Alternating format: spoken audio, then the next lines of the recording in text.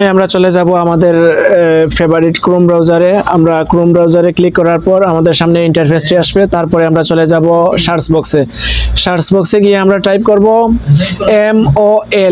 mol.gov.sa.inquiry। এই পর্যন্ত আমরা লিখব, আপনাদের বোঝার সুবিধার্থে আমরা স্ক্রিনে দিয়ে দিয়েছি, আপনারা এখানে দেখে দেখে টাইপ করবেন। ওকে, ইনকোয়ারি। তারপর আমরা সার্চ বক্সে ক্লিক করব। ক্লিক করার পর আমাদের সামনে ইন্টারফেসগুলো আসবে। এখান থেকে সর্বপ্রথম যে ওয়েবসাইটটা সেটা আমরা ক্লিক করব। সেটাই ক্লিক করার পর আমাদের সামনে আরবিতে ইন্টারফেসটা চলে আসবে। তখন আমরা ওই যে রাইট সাইডের 3 ডট আছে সেই 3 ডটে ক্লিক করব। 3 ডটে ক্লিক করার পর নিচে থেকে ট্রান্সলেট অপশনে ক্লিক করে আমরা ওয়েবসাইটটা ইংলিশ করে নেব।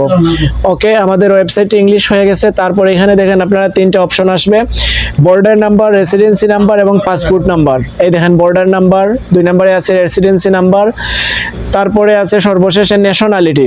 এই যে ন্যাশনালিটি, তো আমরা এই 3টা থেকে যে কোনো একটা দিব, হয় বর্ডার নাম্বার, না হয় রেসিডেন্সি নাম্বার, না হয় পাসপোর্ট নাম্বার। তো আমরা ইকামা নাম্বার অর্থাৎ আমাদের রেসিডেন্সি নাম্বারটা দিয়ে দিলাম।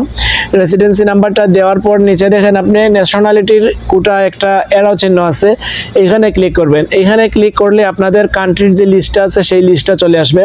তো আমরা সুবিধাজনকভাবে ইজিলি করার জন্য এখানে টাইপ করব BANG লেখার সাথে সাথে বাংলাদেশ চলে আসবে, সেটা সিলেক্ট করব। তারপরে নিচে দেখেন একটা ক্যাপচার কোড আছে, ইমেজ কোড। সেই কোড থেকে যে নাম্বারটি আসবে সেই নাম্বারটি আমরা নিচে টাইপ করে দেব। এই যে ভেরিফিকেশন কোডের বক্সে আমরা এই নাম্বারটি দিয়ে দিব। তারপর আমরা এই যে রিসার্চে ক্লিক করব। ক্লিক করলেই আমরা দেখতে পারবো এখানে আমাদের কাঙ্ক্ষিত পেজটি চলে আসবে। তো এটাও আরবিতে আসছে, আমরা আবার এখানে 3 ডটে ক্লিক করে ট্রান্সলেট করে নেব। ট্রান্সলেট করে নেওয়ার পর সেটা ইংলিশ হয়ে যাবে। এই দেখেন এখানে আমার নাম শুরু হচ্ছে MD সাদিকুর রহমান এবং অন দা জব, তার মানে আমার হুরুপ নাই। এখানে যদি আপনার হুরুপ থাকে তাহলে এখানে লেখা আসে অ্যাবসেন্ট ফ্রম ওয়ার্ক। ধন্যবাদ।